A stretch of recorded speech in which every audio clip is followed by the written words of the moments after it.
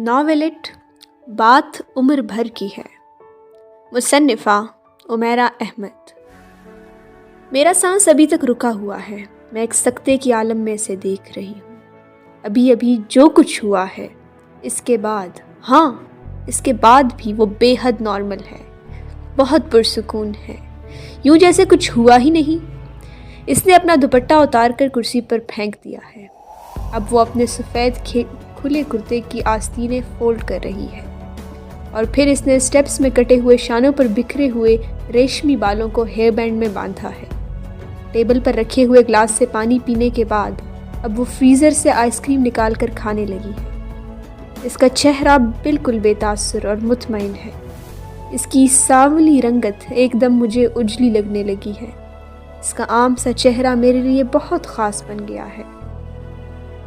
مجھے وہ بیٹی نہیں ایک مرد لگ رہی ہے، اونچا، لمبا، چوڑا، پر اعتماد، بے خوف مرد، جسے کسی چیز کی پرواہ نہیں ہوتی، جو دوسروں کو تحفظ دے سکتا ہے۔ وہ میری طرف متوجہ نہیں ہے، مگر جانتی ہے میں یہیں کھڑی ہوں۔ میں چاہتی بھی نہیں کہ وہ مجھے دیکھے۔ میرا جی چاہ رہا ہے میں جا کر اس کے پیروں سے لپٹ جاؤں، اس کی گود میں چھپ جاؤں، اس کے سینے میں منہ چھپا لوں، پھر روؤں تھاڑے مار مار کر، مگر میں اب بھی پتھر کے بت کی طرح ساکت ہوں۔ مجھے لگ رہا ہے وہ میری بیٹی نہیں ہے، وہ کوئی اور ہے۔ میں نے تو اپنی بیٹی کو یہ سب کچھ کبھی بھی نہیں سکھایا، پھر میرے سکھائے بغیر اسے یہ سب کیسے آ گیا؟ میرا وجود خوف، شکست خوردگی، بے اعتمادی اور مایوسی کا منبع تھا۔ پھر اس منبع نے سنبل جیسا موتی کیسے تراش لیا؟ اسے وہ کون سا ہنر آتا تھا جس نے اسے مکمل کیا تھا؟ دھیرے دھیرے میں پلکیں جھپکنے لگی ہوں۔ میں نے دیوان سے ٹیک لگا کر آنکھیں بند کر لی ہیں۔ پانی میرے گال بھگونے لگا ہے۔ یہ کسی دکھ، کسی تکلیف کا اظہار نہیں ہے۔ آپ جانتے ہیں، بعض دفعہ بے تحاشا خوشی بھی تو رلاتی ہے۔ یہ ایسے ہی آنسو ہیں۔ بند آنکھوں نے سنبل کو میری نظروں سے اوجھل کر دیا ہے، مگر ذہن سے نہیں۔ میرا دل چاہ رہا ہے 23 سال بعد آج میں بالآخر ہنسوں، کہکہے لگاؤں، رقص کروں، چیخوں، چلاؤں، بھاگوں، ہر ایک کو بتاؤں اس خزانے کے بارے میں جو پچھلے 22 سال سے میرے پاس تھا اور مجھے پتہ ہی نہیں تھا۔ لوگوں کو بتاؤں کہ میرے پاس کیا ہے جو کسی اور کے پاس نہیں ہے۔ ان سے کہوں کہ سنبل، ہاں سنبل میری بیٹی ہے، وہ میری ہے، صرف میری۔ آپ مجھے نہیں جانتے، پچھلے بہت سے سالوں سے کوئی بھی نہیں جانتا۔ میں نے کبھی آپ کو اپنے بارے میں بتانے کی کوشش ہی نہیں کی، کہ میرا خیال ہے مجھے اپنے بارے میں کچھ بھی بتانے کی ہمت ہی نہیں تھی۔ اور اب میرا دل چاہ رہا ہے میں آپ میں سے ایک ایک کو پکڑ کر اپنے بارے میں بتاؤں۔ مومنہ عادل کے بارے میں۔ ہاں، میرا نام مومنہ عادل ہی ہے۔ نہیں، مومنہ عادل تو 23 سال پہلے تھا، اب مومنہ فاروق ہے۔ میں کون ہوں؟ یہ مجھے 42 سال بعد پتہ چلا ہے۔ آپ ٹھیک سمجھتے ہیں، میری عمر 42 سال ہی ہے۔ 42 سال پہلے میرے ماں باپ کے گھر ایک ننھے سے سانولے وجود نے جنم لیا۔ سب کو بے تحاشا حیرت ہوئی۔ سانولی رنگت تو ہماری پچھلی 7 پشتوں میں نہیں ہے، پھر یہ؟ میری دادی نے مجھے اٹھاتے ہوئے کچھ خیرت زدہ ہو کر کہا۔ میری پھپھو نے بات ہنسی میں اڑائی تھی، مگر بات ہنسی میں ختم نہیں ہوئی۔ میں 2 بہنوں اور 2 بھائیوں میں سب سے چھوٹی تھی، ماں باپ کی آخری اولاد تھی۔ فطری طور پر انہیں مجھ سے سب سے زیادہ محبت ہونی چاہیے تھی، مگر ایسا ہوا نہیں۔ میرے چہرے نے شاید ان کے اور میرے درمیان بہت فاصلہ کھڑا کر دیا تھا۔ بچپن میں اگلی ڈکلنگ کی کہانی بہت شوق سے پڑھتی تھی اور بار بار پڑھتی تھی۔ مجھے اپنا وجود بھی ایک اگلی ڈکلنگ ہی لگتا تھا، معمولی، عام اور بدصورت۔ ایسا نہیں تھا کہ میرے ماں باپ اور گھر والوں کو مجھ سے محبت ہی نہیں تھی۔ انہیں محبت تو تھی، مگر یہ طے نہیں کر پاتے تھے کہ محبت کتنی کرنی چاہیے، اور نہیں یہ فیصلہ کر پاتے تھے کہ کس قسم کی ہونی چاہیے۔ ہمدردی والی محبت، بھیک والی محبت، مجبوری والی محبت یا فطری محبت۔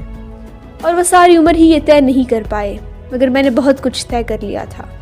مجھے کیسی زندگی گزارنی ہے، کس طرح گزارنی ہے، یہ میں نے تب طے کر لیا تھا جب شاید مجھے زندگی کے مفہوم سے بھی آگاہی نہیں تھی۔ جب آپ کے وجود میں کوئی کمی ہو، کوئی بہت بڑی کمی، تو پھر آپ کو ہمیشہ دوسرے لوگوں کا سایہ بن کر زندگی گزارنی چاہیے، کبھی آگے آنے کی کوشش نہیں کرنی چاہیے۔ اتنا معمولی بن جانا چاہیے کہ کوئی آپ پر سرسری سی نظر ڈالنا بھی گوارا نہ کرے۔ اس طرح آپ اپنے وجود کی اس خامی، اس کمی کو چھپا لیں گے، کسی کو پتہ ہی نہیں چلے گا کہ آپ میں کوئی کمی بھی ہے۔ یہ سب میں اس وقت سوچتی تھی۔ سانولی رنگت اور معمولی شکل مجھے اس وقت اتنی ہی بڑی خامی لگتی تھی، اور میں نے وہی سب کچھ کیا جو سوچا۔ میں نے اپنے وجود کو کمپلیکسز کا ایک مجموعہ بنا دیا، خود کو دوسروں کے سائے میں چھپانے لگی، اور کسی نے مجھے یہ سب کرنے سے روکا نہیں۔ میرے جیسے عام اور معمولی لوگوں کے بارے میں شاید ان کے ماں باپ بھی ہمدردی سے نہیں سوچتے۔ معمولی لوگوں پر غصہ تو آ سکتا ہے، مگر اس سے ہمدردی نہیں ہو سکتی۔ میں نے خاموشی کو اپنے وجود کا ایک حصہ بنا لیا۔ ماں باپ نے سوچ لیا کہ مجھ میں بات کرنے کی ہمت نہیں ہے۔ میں نے لوگوں سے میل جول ختم کر دیا۔ ماں باپ نے سمجھا میں تنہائی پسند ہوں، آدم بیزار ہوں۔ میرا دل پڑھائی سے اچاٹ ہونے لگا۔ ماں باپ سب سے کہنے لگے کہ مجھ میں ان کی دوسرے بچوں کی طرح اعلیٰ ذہنی صلاحیتیں نہیں ہیں۔ کچھ خامیاں مجھے اللہ نے دی تھی، باقی سب گھر والوں نے۔ زندگی میں اللہ کی دی گئی خامیوں نے مجھے زیادہ نقصان پہنچایا یا گھر والوں کی عطا کردہ خامیوں نے، اس کا فیصلہ آپ کو کرنا ہے۔ اپنی رنگت کے بارے میں نے اتنی بار لوگوں سے اتنا کچھ سنا تھا کہ اب اگر کوئی ہمارے گھر آتا اور میری رنگت کے بارے میں کچھ نہ کہتا تو مجھے پریشانی ہونے لگتی۔ مجھے وہ شخص انسان ہی نہیں لگتا تھا۔ عجیب بات ہے کہ اپنی ساری بدصورتی کے باوجود مجھے اپنے بہن بھائیوں سے بہت محبت تھی۔ ان کی دودھیا رنگت اور تیکھے نئے نقش مجھے کسی قسم کے حسد میں مبتلا نہیں کرتے تھے، بلکہ مجھے ان پر رشک آتا تھا۔ میرے لیے وہ دیوی دیوتاؤں جیسے ہوتے گئے۔ میں ہر وقت ان کے آگے پیچھے پھرتی رہتی، ان کے کام کرتی، ان کے ناز نخرے دیکھتی اور سوچتی خوبصورت لوگوں کو سب کچھ سجتا ہے، ادا بھی، غرور بھی۔ ان کا حق ہوتا ہے کہ ان کی بات مانی جائے، ان کے ناز اٹھائے جائیں، ان کے حکم سے سرگردانی نہ کی جائے۔ مجھے لگتا تھا جیسے اللہ تعالیٰ نے ماں باپ کی اطاعت ہر حال میں لازم کر دی ہے، اسی طرح بدصورت لوگوں پر خوبصورت لوگوں کی اطاعت واجب ہے۔ یہ فلسفہ مجھے کس نے پڑھایا، کس نے سکھایا، مجھے خود بھی نہیں پتا۔ بس میرا ذہن زندگی کے لیے جو قواعد و ضوابط بناتا رہا تھا، ان میں سے کچھ اصول و ضابطے یہ بھی تھے۔ کسی سے میری اتنی دوستی تھی ہی نہیں کہ میں اپنا ذہن اس کے سامنے کھول کر رکھتی تھی اور میری دوستیں مجھے کچھ سمجھاتی، زندگی کے کچھ گر ہی سکھاتی، مجھے زمین پر قدم جمانا سکھاتی۔ جن سے کچھ دوستی تھی وہ بھی میرے گھر والوں سے مختلف نہیں تھی۔ باتوں باتوں میں میری رنگت کا تذکرہ کر دیتی، پھر ان کا ہر کہا مجھے آگ پر تیزاب کے چھڑکاؤ جیسا لگتا۔ مجھے یوں محسوس ہوتا جیسے میرا رنگ کچھ اور سیاہ ہو گیا ہے، جیسے میرے چہرے کی بدصورتی کچھ اور بڑھ گئی ہے۔ میں جانتی ہوں میں اتنی بدصورت نہیں تھی جتنی خود کو سمجھنے لگی تھی۔ صرف ایک سانولی رنگت نے مجھے زندگی بھر کے لیے ایک برزخ میں ڈال دیا تھا، اور اس برزخ سے میں پھر 42 سال بعد ہی نکل پائی ہوں۔ آپ نے کبھی کمہار کو مٹی کے برتن بناتے دیکھا ہے؟ وہ مٹی کے گندھے ہوئے ڈھیلے کو چاک پر رکھ کر گھماتا جاتا ہے، اتنا گھماتا ہے کہ پھر وہ ڈھیلا واضح طور پر نظر آنا بھی بند ہو جاتا ہے، مگر اس کی آنکھیں نہیں، ہاتھ اس کی رہنمائی کرتے ہیں۔ ہاتھ مٹی کے ڈھیلے کو برتن بنا دیتے ہیں، کوئی پیالہ، کوئی سراہی، کوئی مٹکا۔ مجھے بھی گندھی ہوئی مٹی کی طرح سب نے مل کر دنیا کے چاک پر گھمایا تھا اور کچھ بنا دیا تھا، مگر جو بنایا تھا اس شے کی دنیا میں 1 ٹکے کے برابر بھی وقت نہیں تھی، ایک بے مصرف اور ناکارہ وجود۔ میں نہ پیالہ تھی، نہ سراہی، نہ مٹکا، میں تو صرف ایک کالی عورت تھی، اور کالی عورت، بھلا کالی عورت دنیا میں کیسے جیتی ہے؟ وقت گزرتا گیا، میں بڑی ہوتی گئی اور ایک اور آگہی کے زہر سے آشنا ہو گئی۔ دیکھنے اور نہ دیکھنے، سراہنے اور دھتکارنے، چاہنے اور نہ چاہنے کے درمیان موجود فرق کو جاننے لگی تھی۔ پتہ نہیں لوگ آگہی پانے کی دعا کیوں کرتے ہیں۔ آگہی نے میرے وجود کے اندر تو ببول کا درخت کھڑا کر دیا تھا، جس کا ہر کانٹا مجھے اندر سے لہو لہان کر دیتا تھا، اور میں اللہ سے کہتی رہتی، اللہ تو نے مجھے کالی عورت کیوں بنایا؟ کیا تو نہیں جانتا تھا کالی عورت ہونا کتنا بڑا عذاب ہے؟ میں نے ساری زندگی اس ایک شکوے کے علاوہ خدا سے کوئی اور شکوہ نہیں کیا۔ میرے تینوں بہن بھائی کی شادیاں بہت کم عمر میں ہو گئی تھی، وجہ پھر وہی تھی، خوبصورتی اور قابلیت۔ خاندان میں سے ہر ایک اپنے بچوں کے لیے ان تینوں پر نظریں گاڑے بیٹھا تھا۔ میری بڑی بہن عارفہ کی شادی میری خالہ کے بیٹے سے ہوئی۔ وہ خود جتنی خوبصورت تھی، ان کے شوہر اس سے بھی زیادہ خوبصورت تھے۔ مبین بھائی کی شادی میری تایا کی بیٹی سے ہوئی۔ سب سے چھوٹے حسیب بھائی کی شادی ماموں کی بیٹی سے ہوئی۔ ان شادیوں نے میری خاموشی کو اور بڑھا دیا تھا۔ مذاق اڑانے والوں کی تعداد میں اور اضافہ ہو گیا تھا۔ اگر میرے بہن بھائیوں کی شادیاں خاندان سے باہر ہوتی تو شاید میری بہنوئی اور بھابیاں میرا مذاق اس طرح نہ اڑاتے جس طرح میری کزنز اڑاتی تھی۔ ان کے لیے میں نند یا سالی نہیں تھی، صرف ایک کالی کزن تھی۔ پتہ نہیں کیوں اور کیسے، مگر میں نے بھی دل میں ایک خواہش پال لی تھی۔ یوں سمجھیے چاند کو پانے کی کا خواب دیکھ لیا تھا۔ میں اس عمر میں تھی جب لڑکیاں بہت سے خواب دیکھتی ہیں، بہت سی آرزویں پالتی ہیں، اور میری خواہش، میری آرزو تھی کہ میں خوبصورت نہ سہی، میرا شوہر بہت خوبصورت ہو، میں سفید رنگت نہ سہی، مگر اس سے دودھ کی طرح گورا ہونا چاہیے، چاہے غریب ہو، چاہے بیمار ہو، چاہے معذور، چاہے آوارہ ہو، مگر ہو خوبصورت، اگر سفید ہو، پھر بھی میں سب کے سامنے سر اٹھا کر چلوں گی۔ میں ہر وقت یہ سوچتی رہتی، اپنے فرضی شوہر کا ناک نقشہ ترتیب دیتی رہتی، یا اپنی خواہشوں کو مقدس نہ جانیے، یا خواہشوں کے ساتھ ہی مر جانا چاہیے۔ شاعر نے یہ شعر شاید میرے جیسے لوگوں کے لیے کہا ہے، لیکن خواہش کرنا انسان کے اختیار میں تو نہیں ہوتا نا، جس طرح خواہش نہ کرنا آپ کے ہاتھ میں نہیں ہوتا۔ ساری بات تو دل کی ہوتی ہے۔ کیا آپ کو یقین آئے گا اگر میں کہوں کہ خدا نے میری یہ دعا قبول کر لی تھی، میری خواہش پوری کر دی تھی؟ میں جانتی ہوں آپ لوگ حیران ہوئے ہوں گے، آپ کو یقین نہیں آ رہا، مگر یہ سچ تھا، میری آرزو واقعی ہی قبول ہو گئی تھی۔ اب آپ جاننا چاہتے ہوں گے کیسے؟ میں نے آپ کو بتایا تھا نا کہ ہمارے خاندان میں بچوں کی شادیاں کم از کم ان کے رشتے کم عمری میں ہی طے کر دیے جاتے ہیں، لیکن BA کرنے تک بھی میرا کوئی رشتہ نہیں آیا تھا، نہ خاندان سے نہ باہر سے۔ عجیب بات تھی ہمارے خاندان کے لیے کہ 20 سال کی ہونے تک میرے لیے کوئی رشتہ ہی نہیں آیا تھا۔ کسی کو میری چاہ، میری آرزو نہیں رہی تھی، کسی کو میری ضرورت ہی محسوس نہیں ہوئی۔ وجہ کیا تھی؟ کیا آپ کو دوبارہ یہ بات بتانے کی ضرورت ہے کہ وجہ کیا تھی؟ نہیں نا۔ سب کے لیے اگر یہ بات حیرانی اور افسوس کی تھی تو میرے لیے یہ حقیقت میں زہر میں بھجا ہوا خنجر تھی جو کسی نے بہت زور سے میرے سینے کے بیچوں بیچ کاٹ دیا تھا۔ اور حیرت کی بات تو یہ تھی کہ اس خنجر کے گاڑے جانے کے بعد بھی میں زندہ تھی۔ کیا آپ کو حیرت نہیں ہوئی کہ میں زندہ تھی؟ یہ ادراک کہ کسی کو آپ کے وجود کی ضرورت ہی نہیں ہے، کیا خنجر جیسا نہیں ہوتا؟ آپ بتائیں، ہوتا ہے نا؟ میں جانتی تھی میں ماں باپ کے لیے بوجھ بنتی جا رہی ہوں، میں ان کی ناخوشی کا سبب تھی، مگر میں ان کا مسئلہ تو حل نہیں کر سکتی تھی۔ میرے اختیار میں ہوتا تو میں کب کی شادی کر کے یہ گھر چھوڑ چکی ہوتی، مگر یہ بات ان کی سمجھ میں نہیں آئی تھی اور مجھ میں دوسروں کو سمجھانے کی اہلیت نہیں تھی۔ جو واحد چیز میں کر سکتی تھی وہ اپنے وجود کو بے ضرر بنانا تھا، اپنے وجود کو قابل قبول بنانا تھا، اور وہ میں نے کیا۔ خاموشی پہلے ہی میرے وجود کا حصہ تھی، خدمت کو میں نے وجود کا دوسرا حصہ بنا لیا۔ میں ہر وقت ہر کسی کی خدمت کرنے، ہر کسی کو خوش کرنے میں جتی رہتی۔ آپ کو بتاؤں کیوں؟ ویسے کیا آپ خود سے اندازہ لگا سکتے ہیں؟ نہیں، وہ بات نہیں تھی جو آپ سمجھ رہے ہیں۔ نیکیاں کمانے کا کوئی شوق نہیں تھا، میں تو بس دلوں میں تھوڑی سی گنجائش، تھوڑی سی جگہ چاہتی تھی۔ پتہ نہیں مجھے کیوں لگا کہ خدمت کر کے میں دل جیت سکتی ہوں، مگر خدمت دلوں کو نہیں جتا سکتی، بعض دلوں کو تو بالکل بھی نہیں۔ میں آپ کو کیا بتا رہی تھی اور کہاں پہنچ گئی؟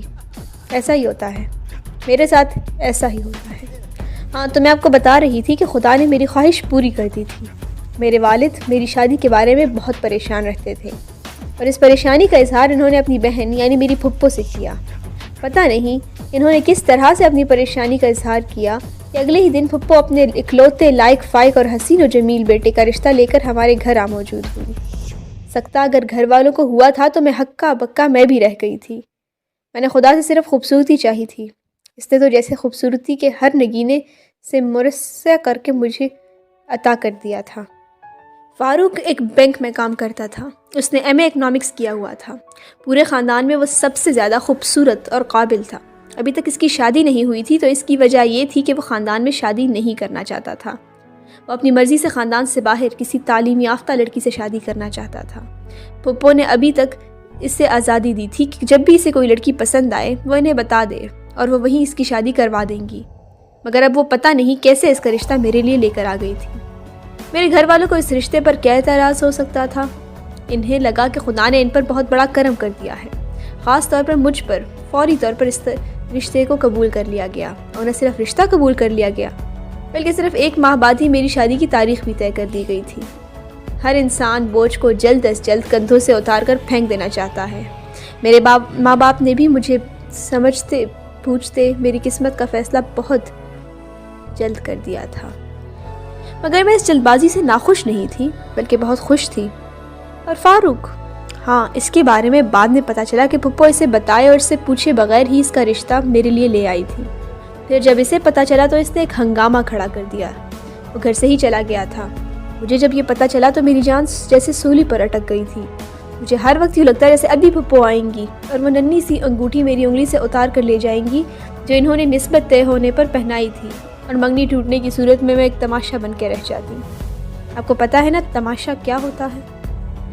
دن گزرتے جا رہے تھے، دونوں گھرانوں میں شادیوں کی تیاری اور دلہا کی تلاش ساتھ ساتھ جاری تھی، اور پھر فاروق بالآخر خود ہی گھر واپس آ گیا تھا۔ وجہ پھپھا کی ضد تھی۔ وہ اس کے گھر سے چلے جانے پر اتنا ناراض ہوئے تھے کہ انہوں نے اس کے سارے دوستوں میں اعلان کر دیا تھا کہ وہ اگر شادی کے دن تک گھر نہ آیا تو وہ پوری بارات کے ساتھ دلہن کے گھر کے سامنے خود کو گولی مار لیں گے۔ فاروق جانتا تھا پھپھا اپنی بات کے پکے تھے۔ وہ شادی والے دن سے پہلے ہی واپس آ گیا تھا۔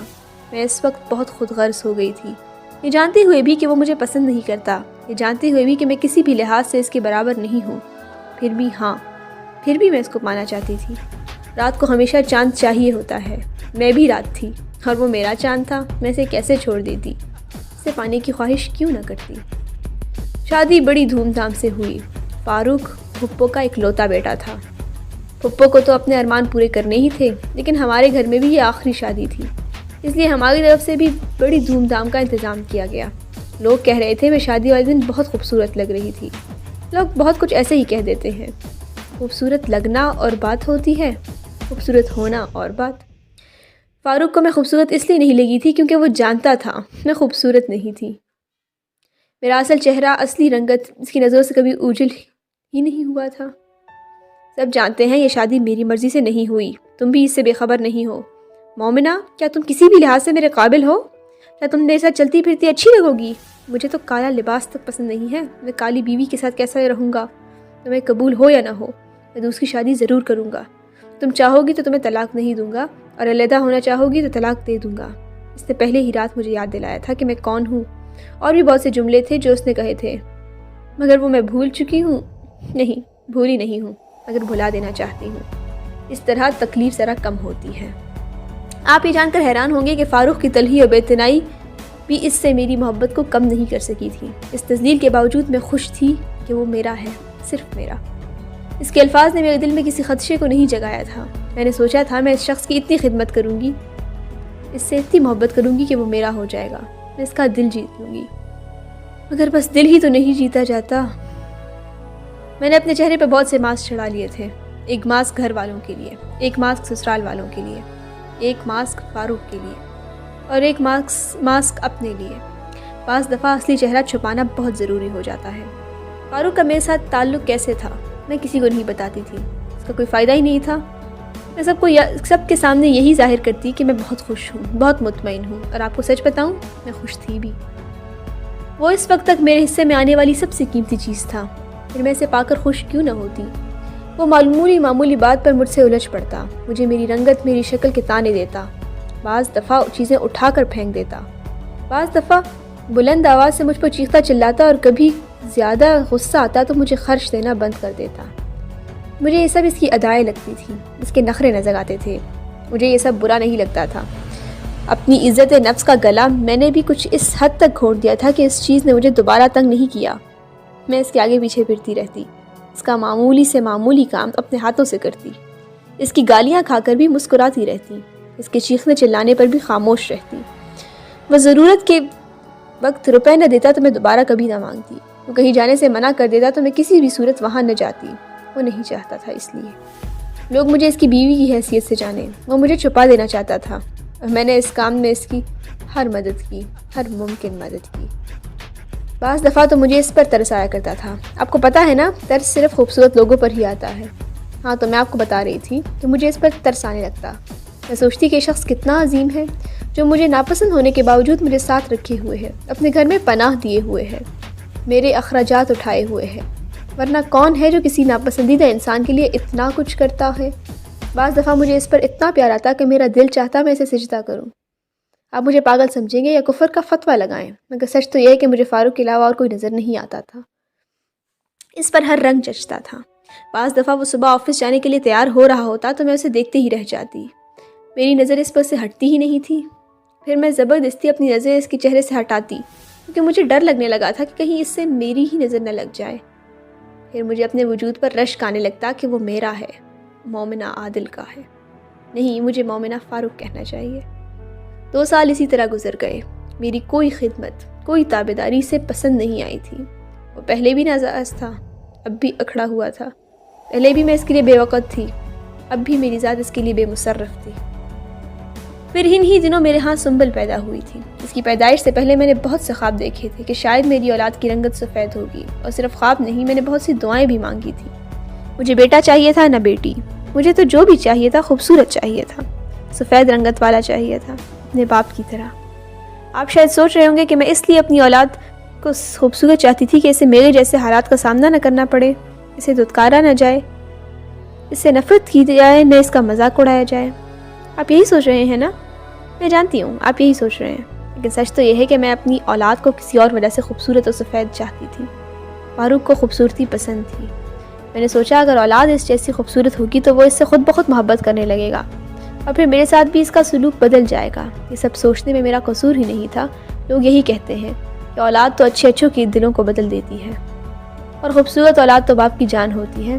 میں نے سوچا تھا فاروق تو پہلے ہی خوبصورتی کا دیوانہ ہے، جب خود اپنی اولاد خوبصورت ہوگی تو کیوں نہیں اس کی محبت میں گرفتار ہوگا، اولاد کے لات اٹھائے گا۔ مگر جو میں نے سوچا وہ نہیں ہوا۔ ہمیشہ ایسا ہی ہوتا، میں جو سوچتی ہوں ہوتا ہمیشہ اس کے برعکس ہے۔ سنبل بالکل میرے جیسی تھی، وہی سانولی رنگت، وہی معمولی سی شکل۔ پہلی بار تو میرا دل ہی نہیں چاہا کہ میں اس پر نظر بھی ڈالوں۔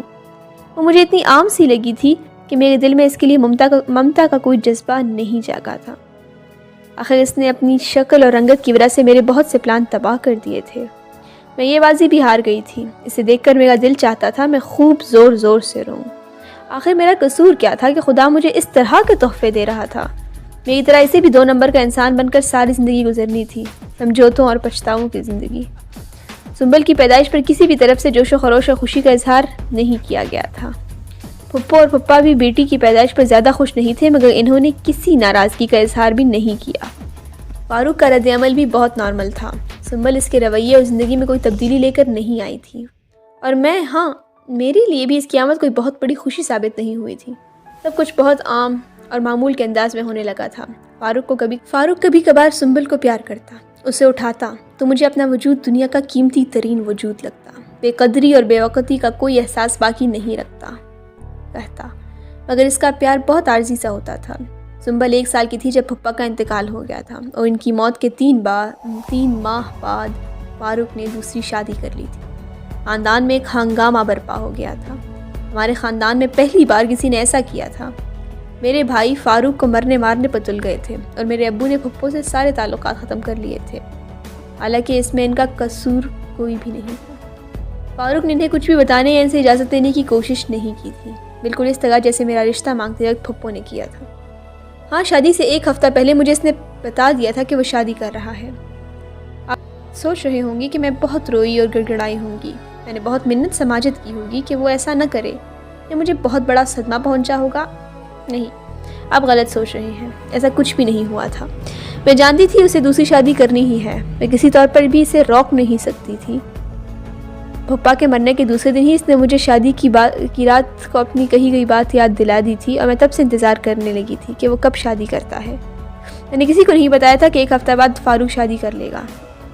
آپ سوچ رہے ہوں گے کہ میں نے کتنی بڑی قربانی دی تھی، ہے نا؟ یہی سوچ رہے ہیں نا آپ؟ نہیں، میں نے قربانی نہیں دی تھی، مجھ میں تو اتنی ہمت ہی نہیں تھی کہ میں کسی کو یہ سب بتا سکوں۔ کیا آپ کو پتہ ہے کالی رنگت والے لوگ بہت بزدل اور بہت کم ہمت ہوتے ہیں۔ پھر ویسے بھی سب کو بتانے سے کیا ہوتا ہے، شادی تو فاروق نے ہر صورت میں کرنی تھی۔ اگر میں، سنبل اور پھپھو اس کو روک نہیں پائے تھے، اس کے پاؤں کی زنجیر نہیں بن سکے تھے، تو کیا کوئی اور روک لیتا؟ میرے گھر والے مجھے واپس لے جانا چاہتے تھے، وہ چاہتے تھے کہ فاروق مجھے طلاق دے دے یا پھر اس عورت کو۔ خاندان میں ہر کوئی یہی چاہتا تھا، حتیٰ کہ میری پھپھو بھی۔ ہاں، اگر کوئی نہیں چاہتا تھا تو میں تھی۔ میں نہیں چاہتی تھی۔ میں پچھلے 3 سالوں سے مور کے پیر بن کر جی رہی تھی۔ میں زندگی سے خوش تھی، آخر میں مور کا حصہ تو تھی۔ گھر چھوڑ کر جانا، طلاق لینا بہت آسان ہوتا ہے، مگر ماں باپ اور بھائیوں کے گھر رہنا اور متعلقہ کی زندگی گزارنا بہت مشکل۔ اپنے گھر والوں کے دباؤ اور ان کی ناراضگی کے باوجود میں گھر چھوڑ کر نہیں گئی۔ فاروق اگر کسی کو طلاق دیتا تو مجھے ہی دیتا، اور یہ بات میں جانتی تھی۔ میں نہیں چاہتی تھی اور اس سلسلے میں سوچنا شروع کر دی۔ میں نے صبر کر لیا۔ آپ کو پتہ ہے صبر کیا ہوتا ہے؟ میں نے جب پہلی بار گل افشاں کو دیکھا تھا تو میں بس دیکھتی ہی رہ گئی تھی۔ بہت دیر تک میں اس کے چہرے سے نظریں نہیں ہٹا پائی تھی۔ مجھے لگتا تھا میں نے حسن کو مکمل حالت میں دیکھ لیا ہے۔ پتہ نہیں فاروق کو اس سے کتنی محبت ہوگی، مگر کیا آپ کو یقین آئے گا کہ میں بھی پہلے ہی نظر میں اس کے عشق میں گرفتار ہو گئی تھی۔ وہ فاروق کی کسی دوست کی بہن تھی۔ فاروق نے اپنے دوست سے اپنی دوسری شادی کا ذکر کیا تھا اور اس دوست نے اپنی بہن کا رشتہ دے دیا تھا، کیونکہ وہ بہت امیر نہیں تھا اور گل افشاں کی 5 بہنیں اور بھی تھیں جن کے لیے رشتے کی تلاش میں سے بڑی دشواری ہو رہی تھی۔ فاروق شادی کے 1 ماہ بعد ہی اسے پھپھو کے احتجاج کے باوجود گھر لے آیا۔ پھپھو نے اس سے بات کرنا تو درکنار، اس کے سلام کا جواب دینا بھی مناسب نہ سمجھا۔ فاروق نے گل افشاں کو مجھ سے نہیں ملوایا تھا۔ میں نے اسے دور ہی سے دیکھ لیا تھا، حالانکہ میں ملنا چاہتی تھی، مگر پتہ نہیں فاروق کیوں خائف تھا۔ گل افشاں کو دیکھ کر میرے وجود میں کوئی ہلچل نہیں مچی تھی، نہ کوئی طوفان اٹھا تھا۔ آخر اس نے میرا کیا لیا تھا؟ وہ پہلی رات تھی جب گھر میں رہتے ہوئے فاروق میرے کمرے میں نہیں آیا۔ پتہ نہیں کیا بات تھی، مگر اس رات سنبل بھی میری طرح جاگتی رہی۔ اس سے بھی عجیب بات یہ کہ میری طرح وہ بھی خاموش تھی، اس کی آنکھوں میں بھی آنسو نہیں تھے۔ میں ساری رات اسے گود میں لیے سوچتی رہی کہ اب کون سا طریقہ کار، کون سا حربہ استعمال کروں کہ یہ چھت میرے سر پر اور فاروق کا نام میرے نام کے ساتھ رہے۔ اب جان ہی گئے ہوں گے کہ میں نے کیا طریقہ کار اختیار کرنے کا فیصلہ کیا تھا۔ خدمت کا۔ پہلے میں پھپھو اور فاروق کی خدمت کرتی تھی، اب میں نے گل افشاں کو بھی اپنے آقاؤں میں شامل کر لیا تھا۔ اگلے دن صبح میں نئے جذبے سے اٹھی۔ میں نے ان دونوں کے اٹھنے سے پہلے ہی دونوں کے لیے بہت زبردست قسم کا ناشتہ بنایا تھا، اور فاروق کے آفس جانے کے لیے تیار ہوتے ہی میں نے ناشتہ ڈائننگ ٹیبل پر لگا دیا تھا۔ گل افشاں جب اپنے کمرے سے نکل کر کچن میں آئی تو میں نے اسے ناشتے کی تیاری کے بارے میں بتا دیا تھا۔ نہیں، میں اور فاروق صرف چائے پئیں گے، بڑی عجیب نظروں سے مجھے دیکھتے ہوئے اس نے کہا تھا۔ پھر وہ چائے بنانے لگی۔ میں نے اس سے کہا کہ چائے میں بنا چکی ہوں۔ وہ میری بات پر کچھ جھنجھلا کر بولی، فاروق صرف میرے ہاتھ کی چائے پیتے ہیں۔ میں نے اپنی شرمندگی اور خجالت مٹانے کے لیے کہا، چائے تو وہ میری اور پھپھو کی ہاتھ کی بھی پی لیتے ہیں۔ اس نے بہت سرد نظروں سے مجھے دیکھتے ہوئے کہا، پینے اور پسند کرنے میں بہت فرق ہوتا ہے۔ مجھے یوں لگا جیسے میرے چہرے کی سیاہی میں کچھ اور اضافہ ہو گیا تھا، مگر میں کچن سے باہر نہیں آئی، بلکہ مختلف چیزیں اٹھا اٹھا کر اس کے پاس رکھتی گئی۔ کپ، ٹی پاٹ، شوگر پاٹ، چمچے، ٹرے، چھلنی، میں نے سارا سامان اس کے پاس لا کر رکھ دیا تھا۔ وہ بے تاثر چہرے کے ساتھ میری حرکات کو دیکھتی رہی، پھر وہ چائے بنا کر اسی سامان میں لے گئی، اور میں اتنی سی بات پر بے تحاشا خوش ہوئی۔ میں ہر روز صبح تھوڑا بہت سنگھار ضرور کر لیا کرتی تھی۔ اس دن بھی بے خیالی میں سنگھار میں اس کے سامنے آ گئی، اور جب میں نے لپسٹک نکال کر اسے ہونٹوں پر لگانا چاہا تو میرا دل ہی نہیں چاہا۔ میں یہ ساری چیزیں بھی اپنے چہرے پر تھوپ لوں، کیا تب بھی میں گل افشاں جیسی خوبصورت لگ سکتی ہوں؟ نہیں نا، ان سب چیزوں کی کیا ضرورت ہے؟ میں نے اپنے دل میں سوچا تھا۔ پھر میں نے ڈریسنگ ٹیبل پر پڑا ہوا کاسمیٹکس کا سارا سامان درازوں میں مقفل کر دیا تھا۔ زندگی میں دوبارہ کبھی میں نے ان چیزوں کو خریدا نہ کبھی انہیں استعمال کیا۔ پھر میں فاروق اور گل افشاں دونوں کے لیے سراپا خدمت بن گئی۔ میں نے گل افشاں کو کبھی کسی کام کو ہاتھ لگانے نہیں دیا، نہیں میں نے اسے کبھی کچن کا کام کرنے دیا۔ میں سارا کام خود کرتی تھی، حتیٰ کہ اس کے بہت سے ذاتی کام بھی، تیل لگانے سے لے کر کپڑا دھونے تک۔ جواباً وہ کبھی کبھار مجھ سے ہنس کر بات کر لیا کرتی تھی، اور بعض دفعہ سنبل کو بھی پیار سے چمکار لیا کرتی تھی۔ میں اتنی سی عنایت پر ہی نہال ہو جاتی تھی۔ میرا خیال تھا کہ گل افشاں کی اتنی خدمت فاروق کے دل کو کچھ موم کر دے گی، مگر ایسا نہیں ہوا۔ پتہ نہیں کیا بات تھی، میرے ساتھ اس کا رویہ بد سے بدتر ہی ہوتا گیا۔ میں نے اس سے کبھی کوئی مطالبہ نہیں کیا تھا، نے کسی حق تلفی پر ناراضگی کا اظہار کیا تھا، مگر وہ پھر بھی خوش نہیں تھا۔ وہ مستقل طور پر گلفشا کے کمرے میں ہی رہتا تھا اور میں نے اس پر کوئی اعتراض نہیں کیا تھا، مگر پھپھو نے اعتراض کیا تھا۔ انہوں نے فاروق سے کہا تھا کہ اسے دونوں بیویوں سے ایک جیسا سلوک کرنا چاہیے، مگر اس بات پر گلفشا بہت بگڑ گئی تھی۔ اس نے نہ صرف گھر میں خوب ہنگامہ کیا بلکہ کئی ماہ تک اس نے مجھ سے بات تک نہیں کی۔ فاروق پر بھی پھپھو کی نصیحتوں اور ہدایتوں نے کوئی اثر نہیں کیا تھا۔ وہ اب بھی میرے کمرے میں بہت کم ہی آتا۔ سنبل سے بھی پہلے وہ جو تھوڑا بہت لاڈ پیار کر لیتا تھا وہ ختم ہو گیا تھا۔ کئی ہفتے وہ سنبل کا نام تک نہ لیتا۔ پھپھو زبردستی کسی دن اس کے پاس بٹھا آتی تو پھر وہ چند منٹ سنبل کے ساتھ کھیلتا اور واپس پھپھو کو دے جاتا۔ فاروق اور گلفشا کی زندگی بہت اچھی گزر رہی تھی۔ فاروق اس کا شہدا تھا، وہ جو کہتی وہ وہی کرتا۔ وہ جس چیز کی خواہش کرتی وہ چیز لانا فاروق پر فرض ہو جاتا تھا۔ وہ ہر شام اسے کہیں نہ کہیں گھمانے لے جاتا۔ پہلے اس کے پاس ایک پرانی سی گاڑی تھی، لیکن گلفشا کے آتے ہی اس نے نئی گاڑی لے لی تھی۔ اس نے کبھی گلفشا پر کوئی پابندی نہیں رکھی تھی۔ وہ کب کہاں جاتی ہے، کتنا خرچ کرتی ہے، کیسا لباس پہنتی ہے، باہر جاتے ہوئے پردہ کرتی ہے یا نہیں، یہ سوال کبھی فاروق نے گلفشا سے نہیں کیے تھے۔ میں نے اپنے پورے وجود کو اس کی مرضی اور احکام کے مطابق ڈھال لیا تھا، مگر وہ پھر بھی خوش نہیں ہوا تھا۔ اس نے اپنے آپ کو مکمل طور پر گلفشا کی پسند اور خواہش کے مطابق ڈھال لیا تھا، اور گلفشا بہت خوش تھی۔ اور میرے لیے تو بس یہی کافی تھا کہ میں اس گھر میں موجود ہوں۔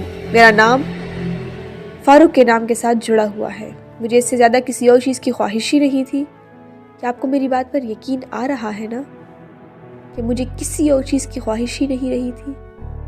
وقت اسی طرح گزرتا گیا۔ 1 سال کے بعد میرے ہاں ایک اور بیٹی پیدا ہو گئی، سنبل ہی کی طرح سانولی اور عام شکل و صورت والی۔ میرے کندھے اور جھک گئے تھے، بوجھ اور بڑھ گیا تھا۔ 2 بیٹیاں، دونوں سانولی، دونوں عام شکلوں والی۔ مومنہ عادل والی کہانی دوبارہ پھر دہرائی جائے گی۔ وہی نفرت، حقارت، بے قدری، بے وقتی۔ عورت ہونا بہت مشکل کام ہے، پھر کالی عورت ہونا تو سے بھی زیادہ۔ ملیحہ کو دیکھ کر میں بہت روئی تھی، مگر رونے سے کیا ہوتا ہے؟ آنسو دل کو موم کرتے ہیں نہ زمین کو سیراب۔ یہ وہ پانی ہوتا ہے جو آنکھوں سے بہتا ہے اور وجود کو گھلا دیتا ہے، پھر ایسا بار بار کرتا ہے یہاں تک کہ ذات رہتی ہے نہ وجود۔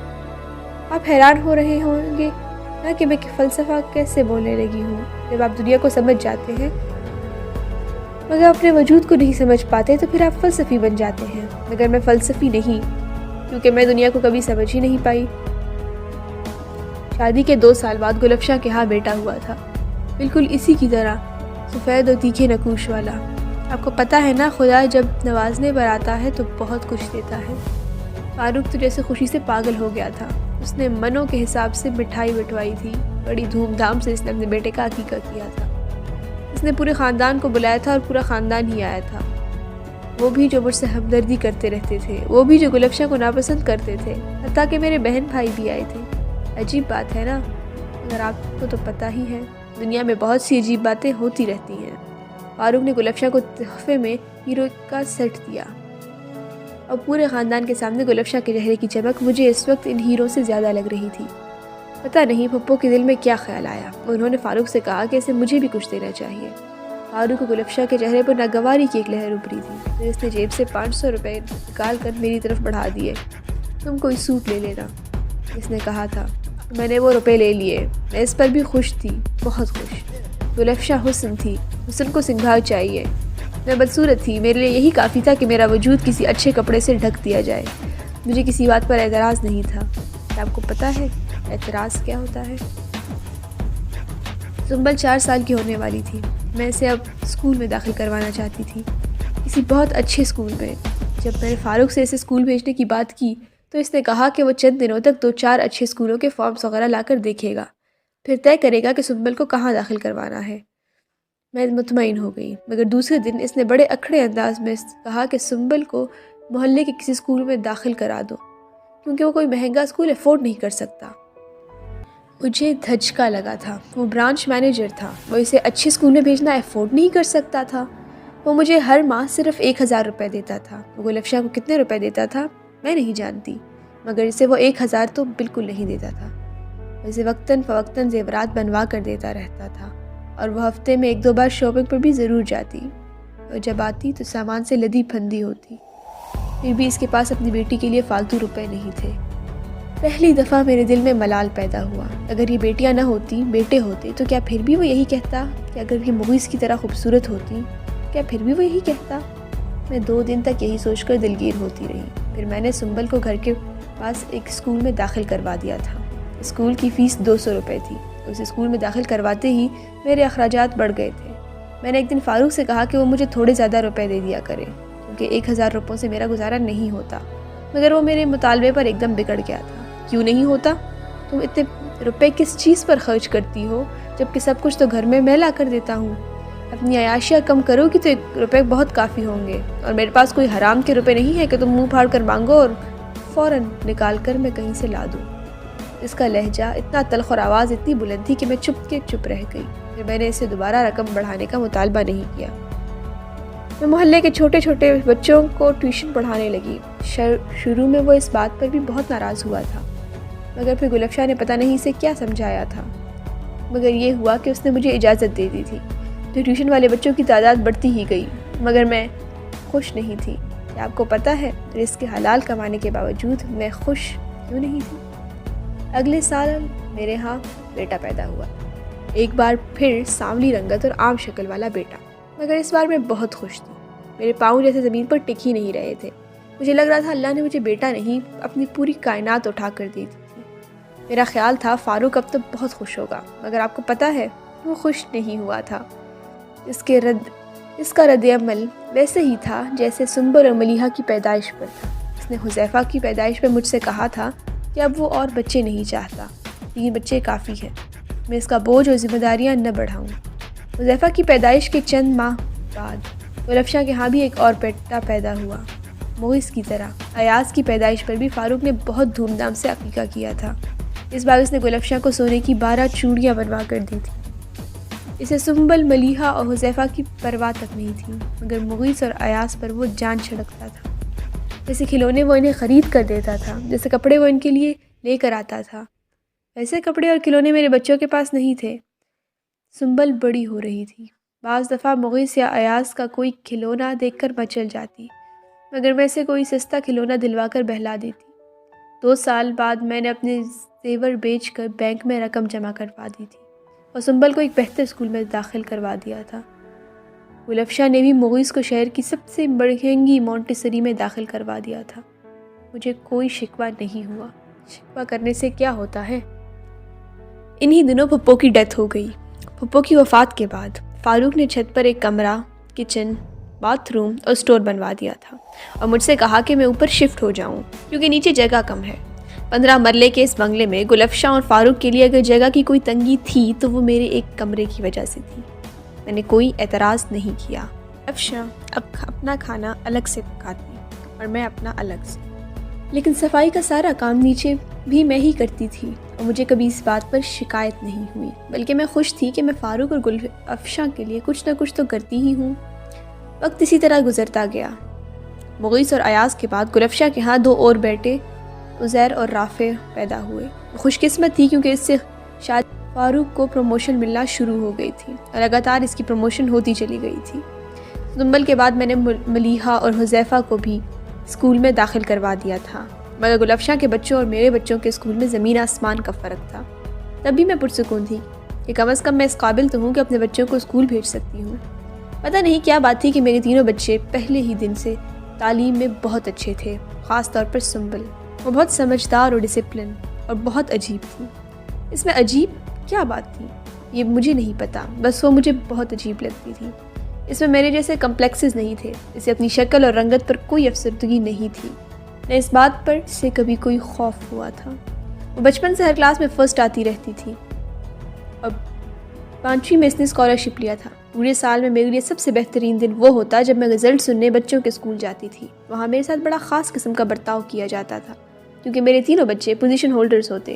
صرف ایک دن کے لیے میں دوسرے والدین کے لیے ایک قابل رشک چیز بن جاتی، ہے نا عجیب بات؟ انہی سانولے اور عام شکل اسکول کے مالک بچوں کی وجہ سے اور خاص طور پر سنبل کی ماں ہونے کی وجہ سے میں ہر سال رزلٹ سننے کے بعد گھر آنے پر اپنے بچوں سے کہتی کہ وہ فاروق کو اپنا رزلٹ دکھائیں۔ پتہ نہیں میں کس چیز کی تسکین چاہتی تھی، حالانکہ فاروق رزلٹ کارڈ دیکھنے پر کسی خاص خوشی کا اظہار نہیں کرتا تھا، وہ بڑے عام سے انداز میں کہہ دیتا، ہاں ٹھیک ہے، اچھی بات۔ ملیحہ اور حذیفہ تو اسی بات پر بہت خوش ہو جاتے میری طرح، مگر سنبل پتہ نہیں کیوں ہر دفعہ کہتی، پاپا آپ دیکھ لیں مغیث اور ایاز نے کوئی پوزیشن نہیں لی۔ اس بات پر جہاں گلفشاں بگڑتی وہاں فاروق کے ماتھے پر بھی تیوریاں آ جاتی، میرا سانس بھی اٹک جاتا۔ گلفشاں کہتی وہ کسی عام اسکول میں نہیں پڑھ رہے، شہر کے سب سے اچھے اسکول میں پڑھ رہے ہیں، وہاں تو ایک سے ایک قابل بچہ پڑھتا ہے، وہاں کا پاس ہونا بھی تمہاری پوزیشن سے زیادہ اہم ہے۔ مگر پوزیشن تو پوزیشن ہی ہوتی ہے، سنبل پھر بھی کہے جاتی۔ میں زبردستی سے وہاں سے لے جاتی، میں نہیں چاہتی تھی کوئی جھگڑا ہو۔ چوتھی کلاس تک ایسا ہی ہوتا رہا، مگر پانچویں میں فرسٹ پوزیشن لینے کے بعد ملیحہ اور حذیفہ کی طرح فاروق کو شام کو رزلٹ دکھانے نہیں گئی تھی۔ جب میں نے اسے فاروق کے پاس جانے کے لیے کہا تو اس نے بڑی لاپرواہی سے کہا، پاپا کو رزلٹ دکھانے سے کیا ہوگا، میرا گریڈ تو نہیں بڑھ جائے گا۔ میں اس کی بات پر حیران رہ گئی تھی۔ پھر بھی تمہیں پاپا کو بتانا چاہیے تھا، میں نے اصرار کیا تھا، انہیں پتہ چل ہی جائے گا، ملیحہ بتا دے گی، مگر میں ان کے پاس نہیں جاؤں گی، اس نے اکھڑے انداز میں کہا۔ پھر وہ نہیں گئی، بلکہ انعام میں ملی ہوئی کتابیں نکال کر پڑھتی رہی۔ پھر اکثر ایسا ہونے لگا، میں چاہتی تھی وہ اپنی کامیابیوں کے بارے میں فاروق کو بتائے، مگر وہ بتانا نہیں چاہتی تھی۔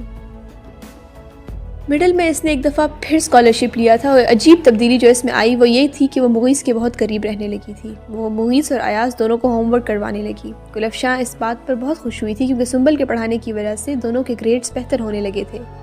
پھر ایک دن اچانک وہ فاروق کے پاس جا پہنچی اور اس نے کہا تھا، پاپا مجھے ایک کمرہ چاہیے علیحدہ جہاں میں آرام سے پڑھ سکوں۔ میں اس وقت صحن دھو رہی تھی، اس کے مطالبے پر بہت حیران ہوئی، میں حیرانی سے اسے دیکھتی رہ گئی۔ فاروق بھی بہت حیران نظر آیا تھا۔ پھر اس نے گلفشاں کے چہرے کی طرف دیکھا جو بہت متذبذب نظر آ رہی تھی۔ میں وہی کمرہ لے لیتی ہوں جہاں ہم لوگ پہلے گئے تھے، کل اپنی چیزیں سیٹ کر لوں گی۔ وہ خود ہی سب کچھ طے کر رہی تھی۔ فاروق ابھی بھی چپ تھا۔ وہاں تو میں نے کچھ سامان رکھوایا ہے، کمرہ تو نیچے کوئی بھی خالی نہیں ہے، ورنہ میں تمہیں ضرور دے دیتی۔ گلفشاں اچانک بولی تھی، آنٹی میں وہ سامان ساتھ والے کمرے میں رکھ دوں گی، یا چلیں وہ سامان وہیں رہنے دیں، کیونکہ میرا کون سا بہت سا سامان ہے جو مجھے وہاں رکھنا ہے، بس کتابیں ہی تو ہیں۔ یہ کہہ کر زیادہ دیر وہاں رکی نہیں تھی، بلکہ اوپر چلی گئی تھی۔ گلفشاں کے تیور بہت بگڑے ہوئے تھے مگر وہ خاموش تھی۔ فاروق کا چہرہ بھی بہت سنجیدہ تھا اور میری سمجھ میں نہیں آیا کہ ہوا کیا ہے، وہ کیوں الگ کمرہ چاہتی ہے۔ اگلے دن صبح فاروق نے مجھ سے کہا کہ میں اسے کہہ دوں وہ نیچے نہ رہے، شاید اسے گلفشاں نے کہا تھا۔ میں نے سنبل تک وہ پیغام پہنچا دیا تھا، وہ بالکل چپ رہی تھی، مگر شام کو فاروق کے آتے ہی وہ نیچے چلی گئی۔ میں بھی لپکتی ہوئی اس کے پیچھے چلی گئی، وہ سیدھا گلفشاں کے کمرے میں گئی۔ مجھ میں اتنی ہمت نہیں تھی کہ اس کے کمرے میں چلی جاتی، وہیں دہلیز کے باہر ہی رک گئی۔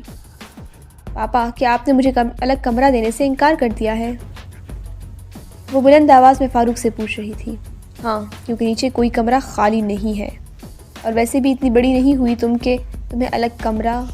سنبل نے باپ کی بات کاٹ دی تھی، یہ ہمت میں کبھی نہیں کر سکتی تھی۔ مغیث اور ایاز بھی تو چھوٹے ہیں، آپ نے انہیں الگ کمرہ کیوں دیا ہے؟ وہ لڑکے ہیں اور تم لڑکی ہو، اس قسم کی فضول باتیں دوبارہ کرنے کے لیے میرے پاس مت آنا۔ میں نے بس ایک دفعہ کہہ دیا ہے کہ تم اوپر ہی رہو گی تو بس تم اوپر ہی رہو گی۔